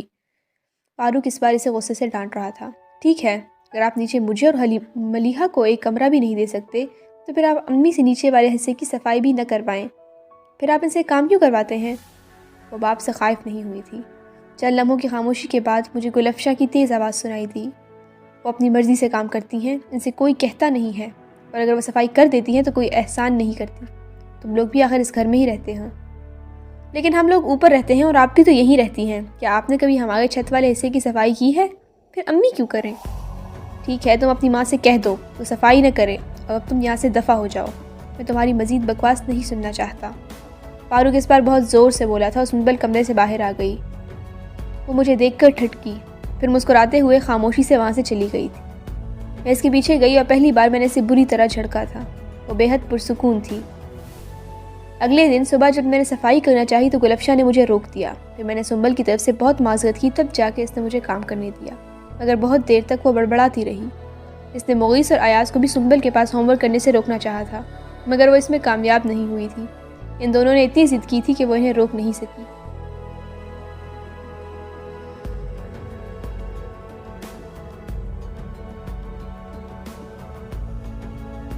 سنبل نے میٹرک میں بھی نہ صرف اسکول میں ٹاپ کیا تھا بلکہ بورڈ میں بھی اس کی تیسری پوزیشن تھی۔ ایک دم خاندان میں سے ہر ایک کی زبان پر سنبل کا نام آ گیا تھا۔ میں سنبل کو دیکھتی تو حیران ہوتی رہتی. اسے کسی قسم کا کوئی احساس کمتری نہیں تھا، نہ سانولی رنگت کا نہ عام سی شکل کا. اس میں بڑا عجیب سا اعتماد تھا. خاندان میں سے کوئی بھی آتا وہ بڑی روانی سے ان سے باتیں کرتی چلی جاتی، چاہے وہ کوئی اس کا ہم عمر ہوتا یا اس سے بڑا. وہ اٹھی ہوئی ٹوڑی اور آنکھوں میں آنکھیں ڈالے بہت سنجیدگی سے بات کرتی رہتی. پہلی دفعہ مجھے احساس ہوا کہ لوگ اس سے بات کرتے ہوئے مرعوب ہو جاتے ہیں. اس کی گفتگو میں اتنی ہی روانی اور لہجے میں ایسا ہی اعتماد تھا. پھر ایک عجیب بات ہوئی. فاروق سنبل پر توجہ دینے لگا. شاید اس کی وجہ وہ تعریف تھی جو مختلف لوگوں سے اس کے بارے میں سنتا رہتا. وجہ جو بھی تھی، مگر وہ اکثر کسی نہ کسی بہانے سے سنبل سے بات کرتا رہتا. اس کی میٹرک کے رزلٹ کے بعد میں نے خاندان کے لوگوں کو ایک پارٹی دی تھی. اس دن غیر معمولی طور پر فاروق بھی بہت خوش تھا. پارٹی کا پورا انتظام اسی نے کیا تھا. میں بھی اس دن بہت خوش تھی، مگر سنبل بہت سنجیدہ تھی. پھر پارٹی کے دوران ہی جب سنبل کی آئندہ تعلیم کا ذکر ہوا تو فاروق بہت پرجوش انداز میں کہنے لگا کہ وہ آگے بھی سائنس ہی رکھے گی اور میڈیکل کی فیلڈ کی طرف جائے گی. مگر سنبل نے ایک کہے کے ساتھ کہا، آپ پڑھنے کے لیے ایک کمرہ نہیں دے سکتے، میڈیکل کے لیے لاکھوں روپیہ کیسے دیں گے؟ ایک دم ہر طرف جیسے خاموشی چھا گئی تھی. فاروق کا چہرہ سرخ ہو گیا تھا. سب لوگوں کی مانی خیز نظریں اس کے چہرے پر مرکوز تھی. فاروق کمرے سے اٹھ کر چلا گیا تھا. پارٹی ختم ہونے کے بعد میں نے سنبل سے پوچھا کہ اس نے اس طرح کی بات کیوں کی، اور وہ بھی سب لوگوں کے سامنے، مگر اس نے میری بات کا کوئی جواب نہیں دیا. سنبل نے ایف اے میں اکنامکس لے لی تھی. وقت اسی طرح گزر رہا تھا. سنبل نے ایف اے کرنے کے بعد بی اے میں داخلہ لے لیا تھا، اور اس کے پیچھے پیچھے ملیحہ اور حذیفہ نے بھی فاروق کی خواہش کو رد کرتے ہوئے ایف اے میں اکنامکس ہی رکھی. فاروق نے ان دنوں شہر کے ایک پوش علاقے میں گھر کی تعمیر شروع کروائی تھی. مکان کی تعمیر میں 1 سال کا وقت لگا تھا، اور وہ بنگلہ تیار ہونے کے بعد وہ گلفشا کے ساتھ وہاں شفٹ ہو گیا تھا. یہ ہم سب کے لیے ایک شوق تھا، کیونکہ ہمارا خیال تھا وہ ہمیں بھی ساتھ لے کر جائے گا. اس سے بھی بڑا شوق ہمیں تب لگا جب اس نے گھر کی نچلی منزل کرائے پر چڑھا دی تھی. میں پہلے کی طرح اب بھی خاموش رہی تھی، مگر سنبل نہیں. اس نے فاروق سے بہت بحث کی، اور اس بحث کا نتیجہ یہ ہوا تھا کہ وہ ناراض ہو کر چلا گیا. اس کے جانے کے بعد جب میں نے سنبل کو کچھ کہنے کی کوشش کی تو اس نے بڑے ترش لہجے میں میری بات کاٹ دی. امی پلیز، آپ کچھ مت کہیں. ساری عمر شوہر کے سامنے خاموشی کے ساتھ گزاری ہے، تم پھر ہمارے سامنے یہ تقریریں کیوں؟ آپ نے اپنی زندگی اپنے طریقے سے برباد کی، اب ہمیں اس کو اپنے طریقے سے سنوارنے دیں. جو ہمارا حق ہے اس کے لیے آپ اگر نہیں لڑ سکتی تو ہمیں لڑنے دیں. زندگی میں پہلی دفعہ اس نے مجھ سے اتنی تلخی سے بات کی تھی. میں تو بس جیسے گمسم ہو کر رہ گئی.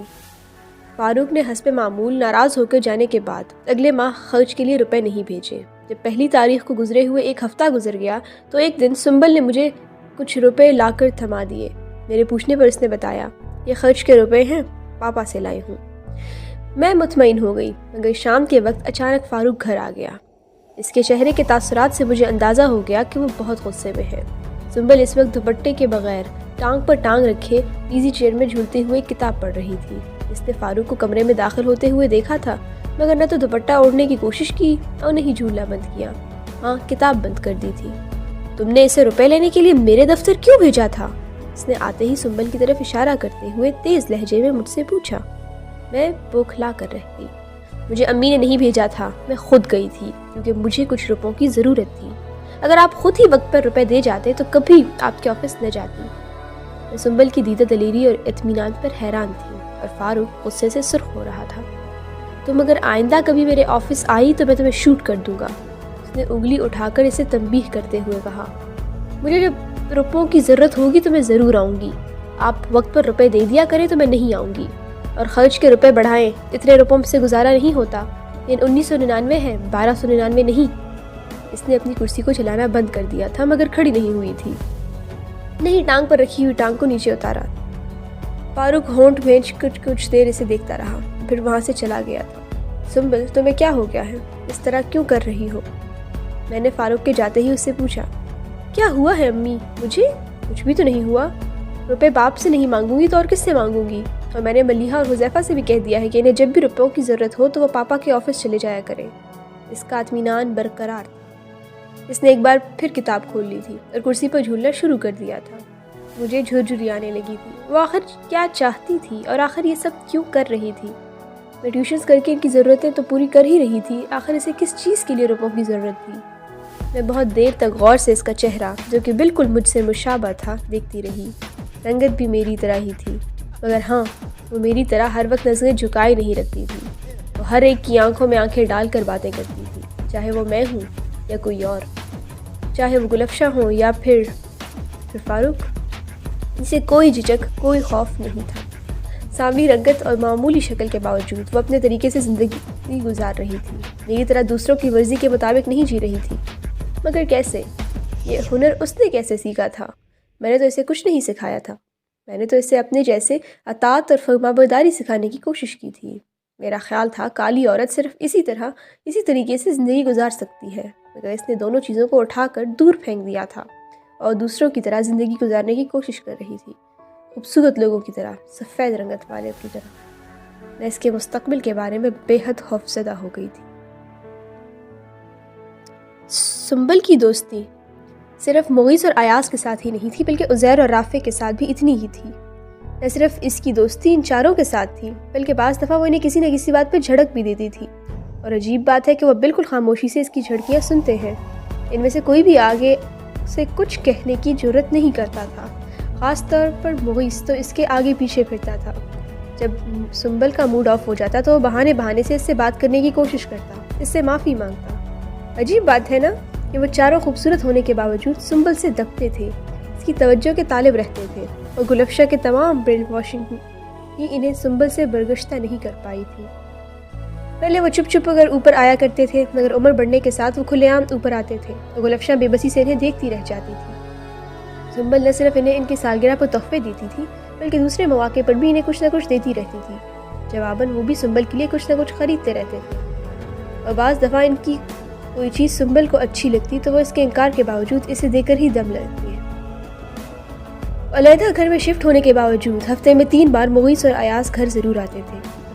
سنبل بھی ہفتے میں 2-3 بار ان کے گھر سے ضرور ہو کر آتی۔ سنبل کے BA کے پیپرز ہونے والے تھے جب اس دن فاروق حسب معمول ماہانہ خرچ دینے آیا تھا۔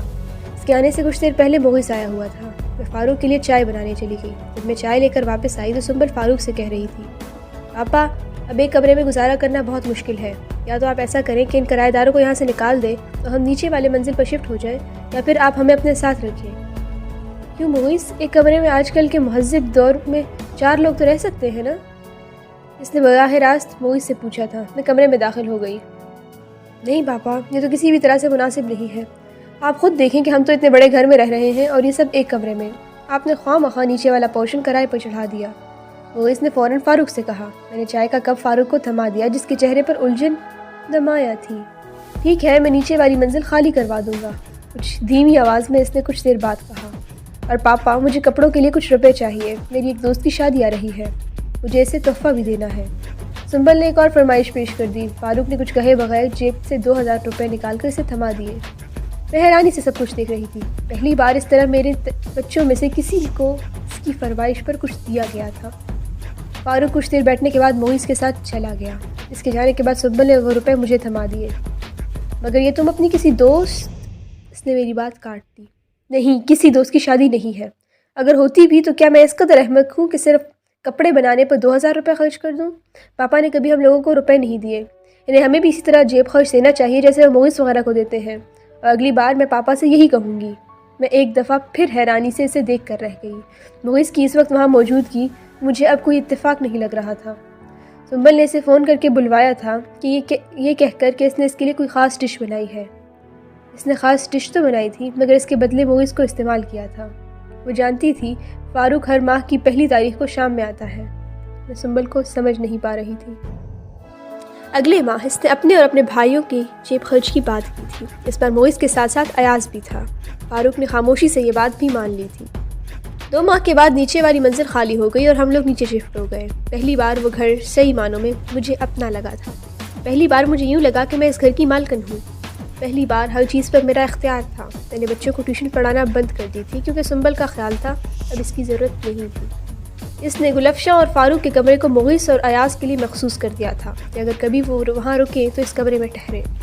جواباً مغیث نے اپنے گھر کا ایک کمرہ سنبل کے لیے مخصوص کر دیا تھا، اور پھر سنبل وقتاً فوقتاً ان کے گھر جاتی اور 1-2 دن کے لیے ٹہر بھی جاتی۔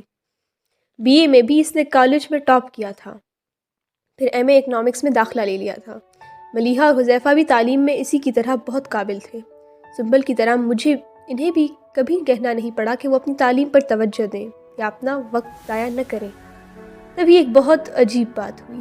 میرے بڑے بھائی نے اپنے بیٹے سکندر کے لیے سنبل کا رشتہ مانگا تھا۔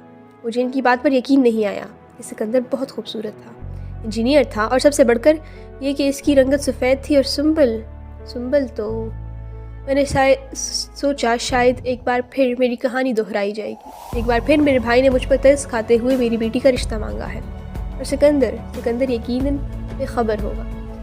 سکندر پچھلے 2 سال سے کہہ رہا تھا کہ ہم اس کے لیے سنبل کا رشتہ مانگیں، مگر میں چاہتا تھا کہ سنبل آرام سے BA کر لے اور سکندر بھی اپنی جاب میں تھوڑا اسٹیبلش ہو جائے، پھر میں رشتے کی بات کروں۔ اب تو خیر سے اس کی ترقی بھی ہو گئی اور سنبل کا BA بھی مکمل ہونے والا ہے، اس لیے بہتر ہے دونوں کی منگنی کر دی جائے، 1 سال بعد شادی کر دیں گے۔ مجھے اپنے بھائی کی بات پر یقین نہیں آیا تھا۔ سکندر نے خود رشتہ مانگا ہے، بھلا یہ کیسے ہو سکتا ہے؟ سکندر کیوں ایک سانولی اور معمولی شکل کی لڑکی سے شادی کرے گا؟ میں نے سوچا اور بھائی کو وجہ بتائے بغیر انکار کر دیا۔ وہ ہکا بکا رہ گئے تھے، شاید ان کے وہم و گمان میں بھی نہیں تھا کہ میں انکار بھی کر سکتی ہوں۔ وہ بہت دیر تک مجھے سمجھانے کی کوشش کرتے رہے، میں نے ہاں نہیں کی۔ آپ حیران ہو رہے ہوں گے کہ میں اپنی ضد پر کیسے اڑ سکتی تھی، اور میں ضد کر ہی کیسے سکتی تھی؟ مجھے خود بھی نہیں پتا چلا میں نے سب کچھ کیسے کیا۔ میں نے بھائی کی بات نہیں مانی تھی، وہ مایوس ہو کر چلے گئے۔ میں نے سنبل کو بتا دیا تھا کہ میں نے سکندر کا رشتہ ٹکرا دیا ہے۔ اس نے کسی رد عمل کا اظہار نہیں کیا، صرف خاموش رہی۔ اگلے دن سکندر خود ہمارے گھر آیا۔ اس کی آمد کوئی بہت غیر معمولی بات نہیں تھی۔ وہ اکثر ہمارے گھر آیا تھا اور کافی دیر بیٹھا سنبل سے باتیں کرتا رہتا تھا۔ مجھے اس کی آمد پر کبھی اس لیے اعتراض نہیں ہوا تھا کیونکہ وہ میرے سامنے ہی مختلف معاملات پر سنبل سے بحث کرتا رہتا تھا، اور وہ بہت سنجیدہ اور سمجھدار تھا۔ بعض دفعہ جب کسی بات پر سنبل سے اس کا زیادہ اختلاف ہو جاتا تو وہ خاموشی مگر ناراضگی سے اٹھ کر چلا جاتا تو مجھے تکلیف ہوتی، کیونکہ آخر وہ میرا بھتیجا تھا۔ میں سنبل کو سمجھاتی تو وہ کندھے اچکا کر کہتی، ہر ایک کا اپنا ایک نقطہ نظر ہوتا ہے، میرا بھی ہے۔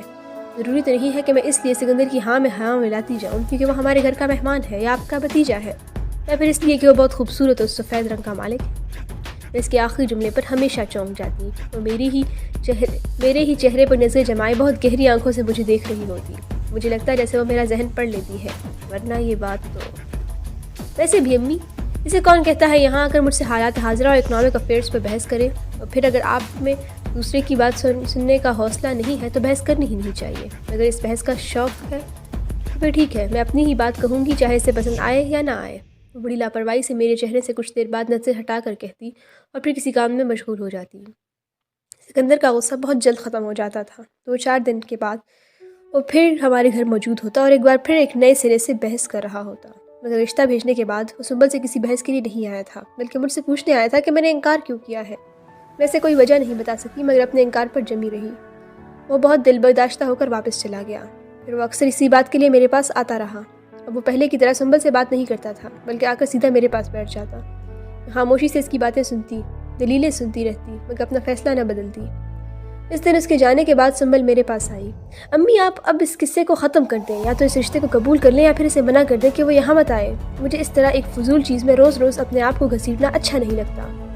میں خاموشی سے اسے دیکھنے لگی، وہ خاصی بیزار لگ رہی تھی۔ ویسے آپ اس کو انکار کی کوئی مناسب وجہ کیوں نہیں بتا دیتی؟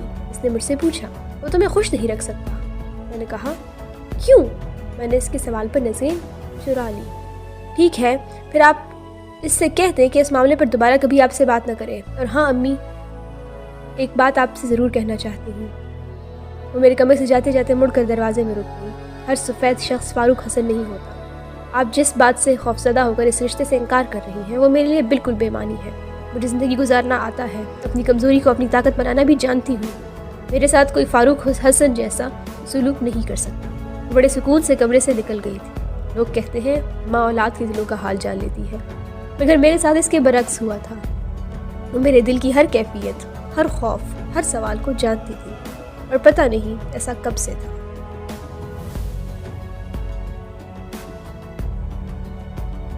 میں نے فاروق کو بلوایا تھا۔ میں سکندر کے رشتے کے لیے ہاں کرنے سے پہلے اس سے بات کرنا چاہتی تھی، مگر وہ میری بات سنتے ہی بھڑک اٹھا۔ تم ہوتی کون ہو اس کی شادی کے بارے میں فیصلہ کرنے والی؟ کم عقل عورت! کیا میں مر گیا ہوں جو میرے ہوتے ہوئے تم خود اس کی شادی کے بارے میں فیصلہ کرنے لگی ہو؟ اس نے مجھے بری طرح جھاڑ دیا، مگر میں نے کچھ کہنا چاہا مگر اس نے میری بات کاٹ دی۔ میں مبین کے بیٹے کے ساتھ تو اس کی شادی کبھی نہیں کروں گا۔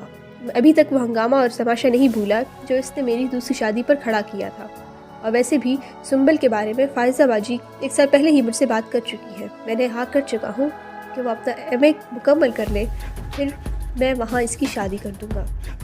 فاروق نے اپنی بڑی بہن کا نام لیتے ہوئے کہا۔ فائزہ کا بیٹا سفیان کسی ملٹی نیشنل کمپنی میں کام کرتا تھا۔ سکندر کی طرح وہ بھی بہت خوبصورت تھا، مگر اس کے مزاج کے بارے میں میں کچھ نہیں جانتی تھی کیونکہ وہ کافی عرصے سے سعودی عرب میں مقیم تھا۔ میں خاموشی سے فاروق کا چہرہ دیکھنے لگی۔ آج بھی مجھ میں اتنی ہمت نہیں ہوئی کہ میں اس کی مخالفت کر سکوں، اس کے فیصلوں کے خلاف چل سکوں۔ تم سنبل کو سفیان کے بارے میں بتا دینا، ہو سکتا ہے اگلے ہی ہفتے باجی منگنی کر جائے۔ اور ایک بات میں واضح کر دوں، ملیحہ اور حذیفہ کے بارے میں بھی تم کوئی فیصلہ نہیں کرو گی۔ میں جہاں چاہوں گا ان کی شادی کروں گا، اس نے تیز آواز میں کہا۔ کیوں پاپا؟ امی کوئی فیصلہ کیوں نہیں کر سکتی؟ اور آپ کو کیا حق ہے کہ آپ میری مرضی کے بغیر میری شادی کے بارے میں کچھ بھی طے کریں؟ وہ پتہ نہیں کب لانچ میں آ گئی تھی۔ میں تمہارا باپ ہوں، تمہارے بارے میں کچھ بھی طے کر سکتا ہوں۔ اولاد کی زندگی کے فیصلے کرتے ہوئے صرف باپ ہونا کافی نہیں ہوتا، اور بھی بہت سی چیزیں ضروری ہوتی ہیں۔ وہ دھیمے اور خوش لہجے میں بولی تھی۔ اولاد کے لیے فیصلے باپ ہی کرتا ہے، ماں کیوں نہیں کر سکتی؟ کیا آپ کل مغیث اور دوسرے بیٹوں کی شادی کے لیے لڑکی کے انتخاب کا اختیار اپنی دوسری بیوی کو نہیں دیں گے؟ ہاں دوں گا، مگر تمہاری ماں فیصلے کرنے کی اہلیت نہیں رکھتی۔ اس کے پاس نہ شکل ہے نہ عقل، یہ ہر لحاظ سے بہت معمولی ہے۔ مجھے لگا تھا اس نے میری بیٹی کے سامنے میرے چہرے پر تھپڑ مار دیا تھا۔ میرے سامنے دوبارہ یہ لفظ معمولی کبھی استعمال مت کیجیے گا۔ جو خود معمولی ہوتا ہے وہی دوسروں کے لیے یہ لفظ استعمال کرتا ہے۔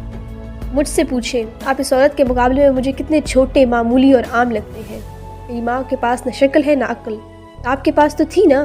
اپنی ساری ڈگریوں اور اعزازات کو اپنے آفس کی 10 منزلہ عمارت کے باہر رکھ کر جلا دیں، اور لوگوں کو بتائیں کہ آپ نے پچھلے 23 سال میں اپنی ذہن کو صرف اپنی پہلی بیوی اور بچوں کو ٹارچر کرنے کے طریقے ڈھونڈنے میں استعمال کیا ہے۔ اس کی آواز بے حد تیز اور چہرہ سرخ تھا۔ فاروق کا چہرہ دھواں دھواں ہو رہا تھا، اور میں سکتے کے عالم میں تھی۔ آپ کو یہ عورت بدصورت لگتی ہے، کالی لگتی ہے، بے عقل لگتی ہے۔ مجھ سے پوچھیں مجھے یہ عورت کیا لگتی ہے۔ وہ بات کرتے کرتے میرے پاس آ گئی تھی۔ پھر بہت اچانک اس نے میرے گلے میں اپنا بازو ڈالا اور بہت نرمی سے میرا چہرہ چوم لیا۔ میرا سانس رک گیا تھا۔ میں نے فاروق کو دیکھا۔ کیا آپ یقین کریں گے، زندگی میں پہلی بار میں نے اس چہرے کا سیاہ ہوتے ہوئے دیکھ لیا تھا۔ پہلی دفعہ میں نے اس کی آنکھوں میں تاریکی دیکھی، پہلی دفعہ میں نے اس کے وجود کو کپکپاتے دیکھا۔ میں آپ کو بتاؤں اس عورت کے سامنے آپ تو مجھے نظر ہی نہیں آتے۔ آپ کو پتہ ہے آپ جس وقت اس عورت کے سامنے آتے ہیں تو آپ کی حیثیت اور جسامت ایک چینٹی جتنی بھی نہیں رہتی۔ میرے دل میں آپ کے لیے کتنی نفرت، کتنا زہر ہے یہ آپ نہیں جانتے۔ میں نے آج تک کسی کو نہیں بتایا کہ میرا باپ کیا ہے۔ آپ کے بارے میں مجھ سے وابستہ لوگ نام کے علاوہ کچھ نہیں جانتے، ایک جملہ تک نہیں۔ آپ نے 22 سال کی زندگی میں مجھ پر اتنا اثر بھی نہیں چھوڑا کہ میں آپ کے لیے کوئی ایک اچھا سا جملہ بھی کہہ سکوں کہ میری ماں کے بارے میں کہا جانے والا ہر برا لفظ آپ کو میرے سامنے دلدل میں اتارتا گیا، اور اب تو آپ کا پورا وجود اس دلدل میں چھپ گیا ہے، صرف آنکھیں بچی ہیں، صرف آنکھیں۔ وہ بولتی جا رہی تھی، کہتی جا رہی تھی۔ حذیفہ و ملیحہ بھی لاؤنج میں آ گئے تھے، مگر بے تاثر چہرے کے ساتھ وہ خاموشی سے سب کچھ سن رہے تھے۔ فاروق ایک دم چلتے ہوئے اس کے پاس آیا اور تیزی سے اس کے چہرے پر تھپڑ مارنا چاہا۔ اس نے دونوں ہاتھوں سے باپ کا ہاتھ پکڑ لیا۔ ملیحہ اور حذیفہ بھاگتے ہوئے فاروق کے پاس کھڑے ہو گئے۔ آپ نے ہم سے باپ والی محبت نہیں کی، آپ کو مارنے کا حق بھی نہیں ہے۔ میں مومنہ نہیں گلفشاں ہوں، کسی سے تھپڑ نہیں کھاؤں گی، اس نے فاروق کے ہاتھ پکڑتے ہوئے کہا، اور پھر ایک جھٹکے سے ہاتھ نیچے گرا دیے اور پیچھے ہٹ گئی۔ میں نے کیا نہیں دیا تمہیں سنبل، کیا نہیں دیا میں نے؟ فاروق کی آواز کسی کھائی سے آتی لگ رہی تھی۔ آپ نے میری ماں کو کیا دیا تھا؟ مجھ پر احسان نہ گوائیں۔ فاروق ہونٹ بھینچے چھپ کھڑا تھا۔ نہیں پاپا، آپ کچھ نہیں کہہ سکتے۔ آپ نے 23 سال اس عورت کی اتنی تذلیل کی ہے کہ اب آپ کو بولنا ہی نہیں چاہیے۔ میں آپ سے محبت کرتی ہوں، نہ آپ کی عزت، اس لیے میری زندگی کے بارے میں کچھ بھی طے کرنے کی کوشش نہ کریں۔ یہ حق میری ماں کا ہے اور یہ فیصلہ وہی کرے گی۔ اس نے جیسے بات ختم کر دی تھی۔ فاروق بے اعتباری کے عالم میں اسے دیکھتا ہے، پھر اس نے مجھے دیکھا، پھر وہ جھکے ہوئے کندھوں کے ساتھ لاؤنج سے نکل گیا تھا۔ مگر جانے سے پہلے میں نے اس کی آنکھوں میں کچھ دیکھا تھا، اور اس چیز نے میرے اعصاب کو سن کر دیا تھا۔ میں نے 23 سال میں پہلی بار اس کی آنکھوں میں آنسو دیکھے تھے۔ خوبصورت شخص کو روتے دیکھنا کتنا عجیب ہوتا ہے نا، اور میں نے یہ منظر بھی آج دیکھ لیا تھا۔ آپ کو پتہ ہے وہ کیوں رو رہا تھا؟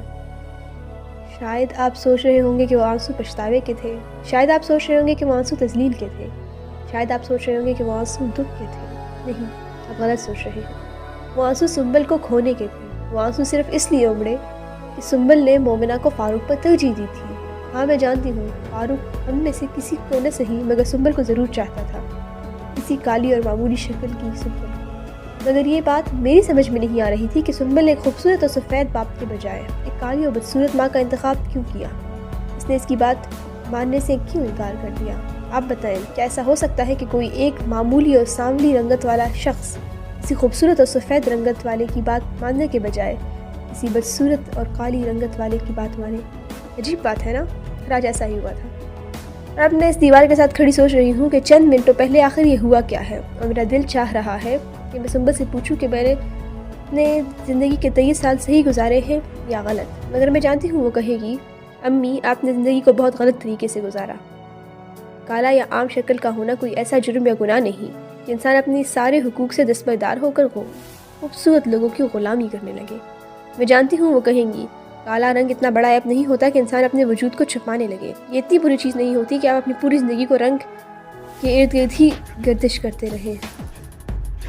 اور پھر وہ کہے گی، آپ کا وجود تھا، آپ نے اس کو منوایا نہیں جیسے میں نے منوایا، ایسا کیوں؟ آپ کے حقوق تھے، آپ نے وہ لیے، کیوں نہیں جیسے میں نے لیے؟ آپ نے زندگی کی ریس سفید اور خوبصورت رنگت والوں کے لیے صرف اس لیے چھوڑ دی کیونکہ آپ کی رنگت کالی تھی۔ میں جانتی ہوں سنبل کو زندگی میں میری طرح گھٹنوں کے بل گھسٹنا نہیں آتا، اور میں یہ بھی جانتی ہوں کہ اگر میری جگہ وہ ہوتی تو فاروق حسن بھی وہ سلوک اس کے ساتھ نہیں کر سکتا تھا جو اس نے میرے ساتھ کیا، کالی اور عام سی شکل ہونے کے باوجود بھی۔ مگر مجھے یہ سارے ادراک، یہ سارے کشف 15 منٹ پہلے ہی تو ہوئے ہیں، اور اب میری سمجھ میں نہیں آ رہا کہ میں کیا کروں۔ گزرے ہوئے 23 سال کا سوگ مناؤں، یا آنے والے سالوں کا جشن، یا پھر گھٹنوں کے بل گر کر خدا کا شکر ادا کروں کہ اس نے دنیا میں کسی ایک انسان کے لیے تو میرا وجود، میری ذات غلاف کعبہ جیسے بنایا، سیاہ اور مقدس، اور وہ انسان سنبل ہے۔ اب بتائیں مجھے کیا کرنا چاہیے، آپ تو بتا سکتے ہیں۔